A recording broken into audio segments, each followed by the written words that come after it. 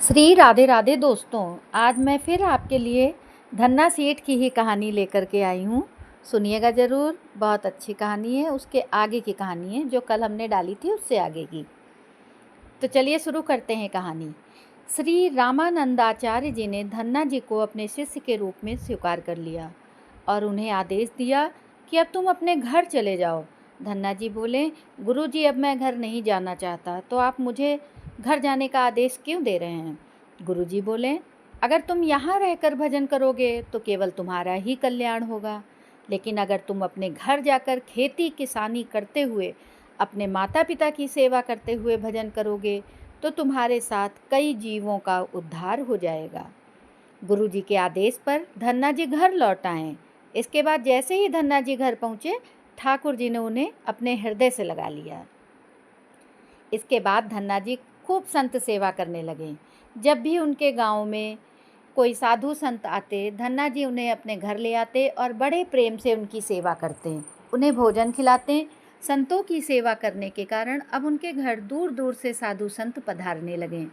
धन्ना जी उन सभी का बड़े प्रेम से सत्कार करते, उन सभी को भोजन खिलाते। एक दिन धन्ना जी के पिताजी ने धन्ना जी से कहा, देखो भाई, हम लोग गृहस्थ लोग हैं। यदि महीने में एक आध बार कोई साधु आ जाए तो हम उनकी सेवा भी कर दें और उन्हें भोजन भी करा दें, लेकिन तुम्हारी इन साधुओं से ऐसी दोस्ती हो गई कि हर दूसरे दिन कोई ना कोई साधु चला आता है और अपने साथ एक दो को और ले आता है। ये ठीक नहीं है। हम अपनी खेतीबाड़ी का काम करें या इन साधुओं की सेवा करें? और तुम तो अभी बालक हो, कुछ कमाते हो नहीं। तुम्हारा पालन पोषण भी हम करते हैं और ऊपर से तुम साधुओं को बुला लाते हो। इस प्रकार इन निठल्ले साधुओं की सेवा करना ठीक नहीं है। इसलिए एक बात कान खोल कर सुन लो, आज के बाद यदि तुम किसी साधु को घर लेकर के आए तो मैं उन्हें घर में नहीं घुसने दूंगा। तुम्हें यदि साधु सेवा करनी है तो पहले कुछ कमाई करो, फिर अपनी कमाई से साधु सेवा करना। अब पिताजी की बात सुनकर धन्ना जी उदास हो गए और चुपचाप खड़े हो गए। तब पिताजी ने धन्ना जी को डांटते हुए कहा,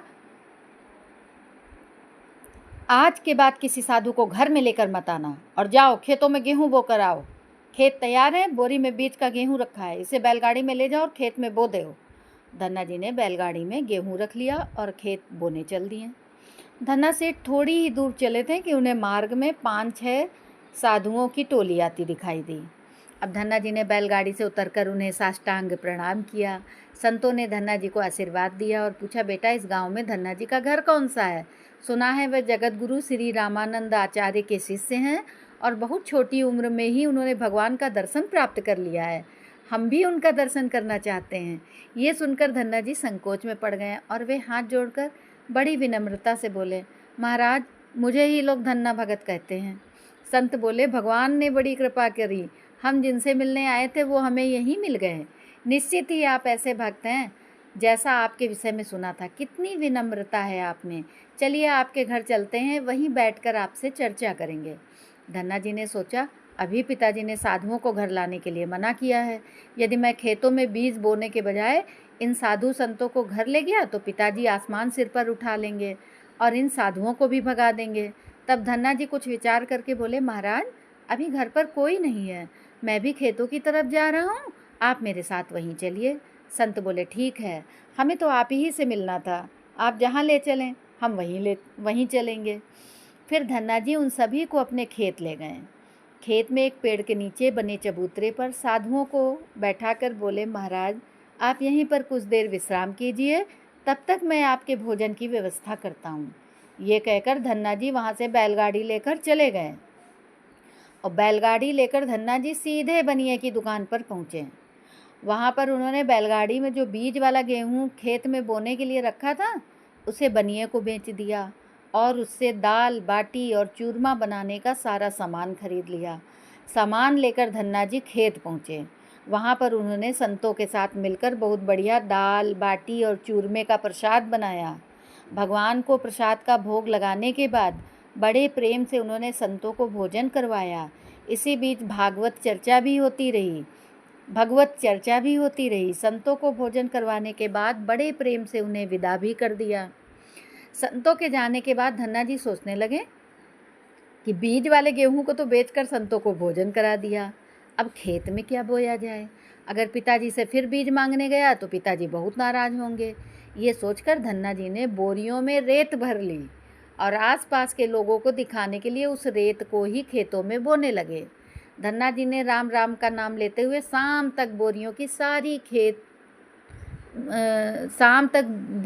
सारी रेत खेत में छिड़क दी।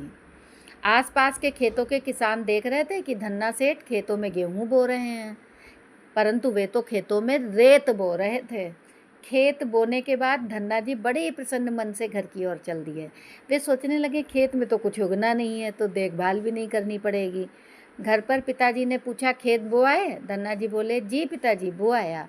कुछ दिन बाद धन्ना जी के पिताजी और गांव के कुछ बड़े बूढ़े लोग धन्ना जी के पास आए और बोले, तुमने कैसा खेत बोया है? ऐसी फसल तो हमने अपने जीवन में आज तक नहीं देखी।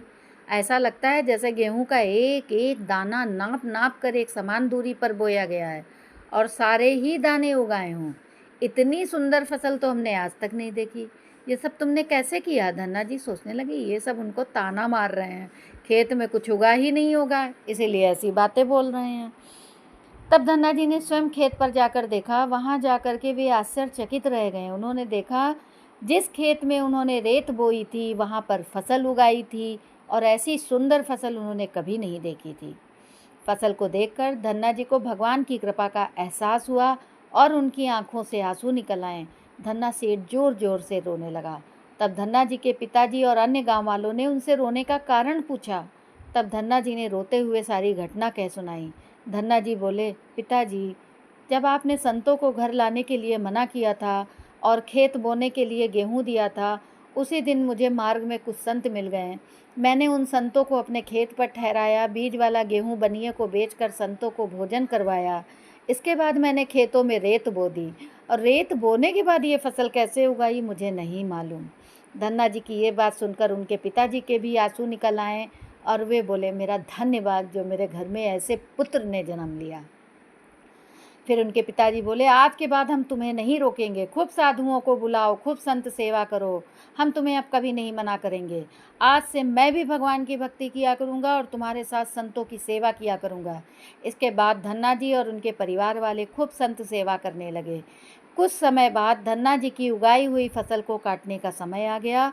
उस फसल से उतने ही आकार की खेती से 50 गुना ज़्यादा गेहूँ निकला। ये गेहूँ इतना ज़्यादा था कि उसे रखने तक की जगह नहीं बची थी और गांव से सभी लोग धन्ना जी की फसल देखकर आश्चर्य करने लगे। एक बार ठाकुर जी ने खुद ही धन्ना जी की परीक्षा लेनी चाहिए।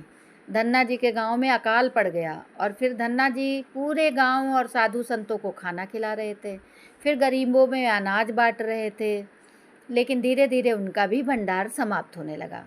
उस वक्त भी धन्ना जी इस बात का निर्णय लिया कि जब तक वो सक्षम है तब तक उनसे जो हो सकेगा वो करेंगे।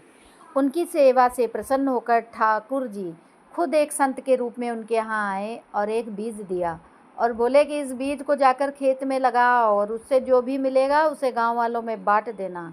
उन्होंने ऐसा ही किया, लेकिन गांव वाले उन्हें पागल कह रहे थे। इस सूखे में आखिर कौन सी फसल होगी?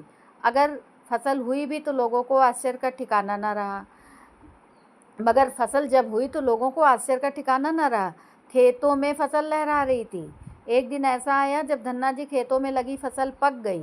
धन्ना सेठ के खेत में बड़े बड़े तुम्बा के फल देख रहे थे। धन्ना जी ने सोचा, अब दान करने को तो कुछ है नहीं, अब इन तुम्बा से ही कमंडल बनाकर संतों को दान कर देंगे।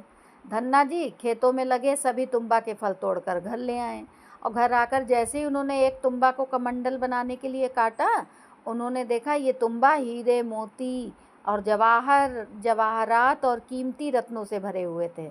तुम्बा को कीमती रत्नों से भरा देखकर वो आश्चर्यचकित रह गए। उनके पास तो तुम्बा की पूरी फसल थी। उन्होंने देखा सभी तुम्बों में ऐसे ही कीमती रत्न भरे हुए थे। इस चमत्कार को देखने के बाद धन्ना जी ने उन संत की याद आई जिन्होंने उन्हें तुम्बा के बीज दिए थे। अब धन्ना जी उस धन से लोगों की सेवा करने लगे। वे फिर से दोनों हाथों से लोगों की मदद करने लगे। उस समय वो अकाल कई वर्षों तक चला। उस समय धन्ना जी ने अपने घर में और आसपास के कई गांवों में लंगर शुरू करवा दिया। आसपास के सैकड़ों गांवों के लाखों लोग वर्षों तक धन्ना जी के लंगर में तीनों समय भोजन किया करते थे। धन्ना सेठ ने अपने जीवन काल में कई मंदिर, बावड़ियाँ, तालाब और धर्मशाले भी बनवाईं और हर तरह से साधु संतों और ज़रूरतमंद लोगों की मदद की। लोग धन्ना जी को धन्ना सेठ कहकर बुलाने लगे। धन्ना जी जैसा धनी आज तक कोई नहीं हुआ। वे धन और मन दोनों के धनी थे। आज भी उन्हीं के नाम पर धनी लोगों को धन्ना सेठ की उपमा दी जाती है। और ये भी बात सत्य है कि भगवान धन्ना सेठ का काम करने के लिए आते थे। धन्ना जैसा भक्त होना अब नामुमकिन है। तो बोलिए राधे राधे। आपको ये कहानी धन्ना सेठ की कैसी लगी? ये सच्ची कथा है। आप इसे सुनिएगा ज़रूर और हमें कमेंट करके बताइएगा ज़रूर और मेरे चैनल को सब्सक्राइब भी अवश्य करिएगा। धन्यवाद दोस्तों।